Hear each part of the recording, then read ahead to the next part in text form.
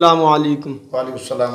हज़रत आपकी बारगाह में एक सवाल है। जी फरमाइए। मुर्दे को मिट्टी देने के बाद हाथ झाड़ना कैसा है? जी और मुर्दे को मिट्टी देने के बाद हाथ कहाँ धोने चाहिए?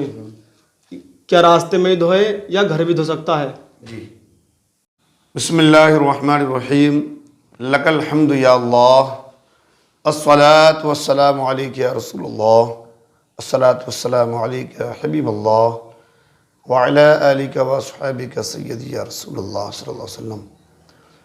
मुअज़्ज़ज़ सामीन व नाज़रीन, मैं आपके सामने हाजिर हूँ इस अमिक सवाल जवाब इस चैनल के ज़रिए एक अहम सवाल का जवाब लेकर। आज का सवाल है,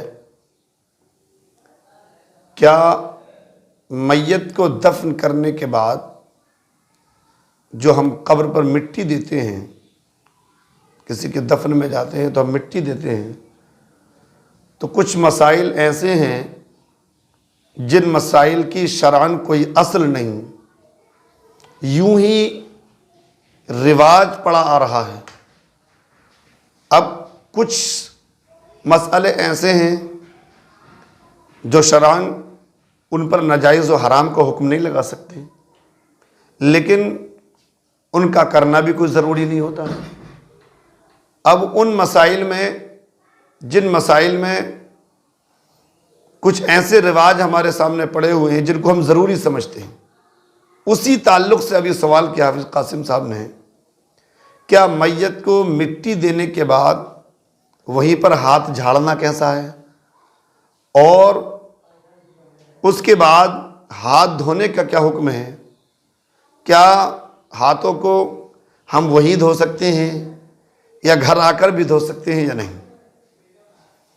देखिएगा, इसमें कुछ अहम मसाइल हैं। मसलन कुछ लोग कब्र पर मिट्टी डालने के बाद हाथों को झाड़ने को बुरा समझते हैं, और कुछ लोगों का अक़ीदा ये होता है कि इन हाथों को जो मिट्टी लगी है इसको अपने जिस्म से लगा लो, इस मिट्टी को धो मत, इसको अपने जिस्म से लगा लो।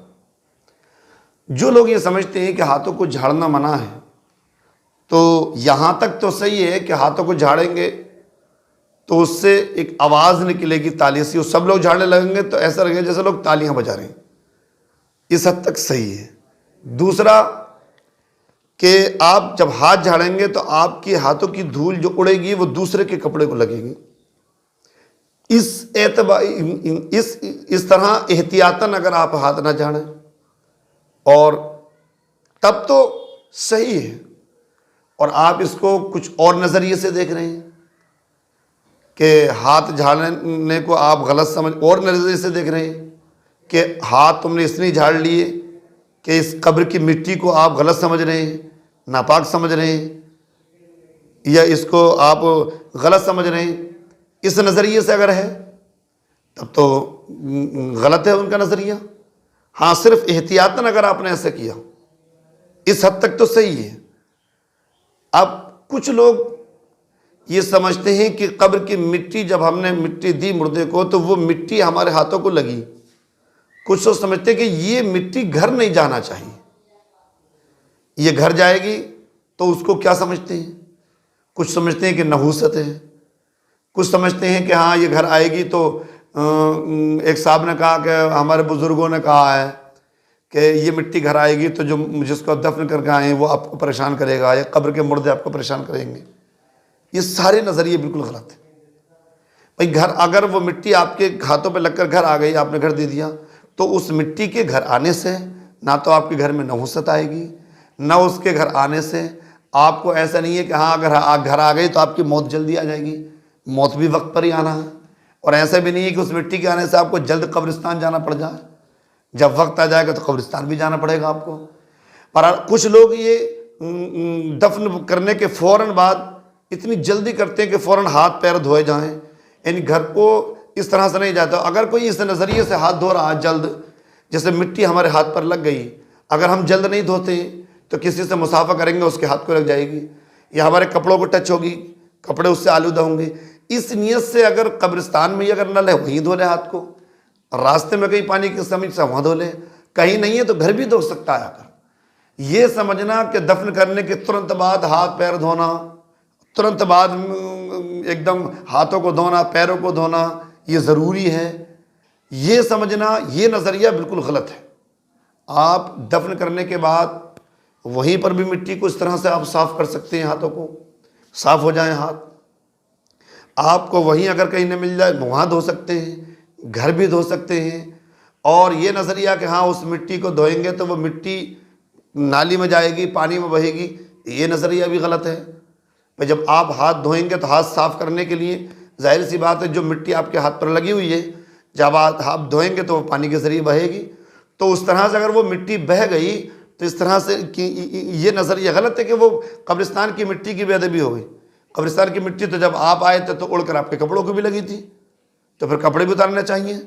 आपके पैरों को भी लगी तो फिर चप्पलों जूतियों को भी लगी, फिर उनको भी धोना चाहिए। तो कुछ लोगों का जो नज़रिया कि दफन के फ़ौरन बाद हाथ धोते हैं, पैर धोते हैं, मुंह धोते हैं, कब्रिस्तान के दफन करने के बाद तुरंत घर नहीं जाते बगैर हाथ मुंह धोए, ये उनका नज़रिया गलत है। हाँ, आपको ज़रूरत है धोने की कि मिट्टी साफ़ हो जाए, धो सकते हो, रास्ते में भी धो सकते हो, घर भी धो सकते हो, कब्रिस्तान के पास ही नल है वहाँ भी धो सकते हो। कब्र और दफन करने के बाद आप मिट्टी को इस तरह से हाथ भी साफ़ कर सकते हो, आप झाड़ भी सकते हो। लेकिन झाड़ने में ये एहतियात हो कि आपके झाड़ने की वजह से दूसरे के कपड़े तक वो गर्द गुबार ना पहुँचे और ताली की आवाज़ ना निकलेगी। वो ताली की आवाज़ निकलेगी तो एक वहाँ शोर गुल होगा जहाँ अमन व अमान होता है लगता। तो इस नज़रिए से अगर कोई झाड़ रहा है कि मेरे हाथ साफ़ हो जाएँ आसानी से, तो हाथों को साफ़ करना मिट्टी से ये कोई गलत नहीं है। इस तरह के जो मसाइल हमारे उर्फ़ आम में मशहूर हैं उनसे हम बचें। जो असल शरा में जिसका कि जायज़ नाजायज़ होने का हुक्म है उसको जायज़ समझे, जिसको के लिए नाजायज़ होने का कोई हुक्म नहीं है उसको अपनी तरफ से नाजायज़ ना बनाएं। इसको आप सुने और दूसरों तक शेयर करें। अस्सलाम वालेकुम।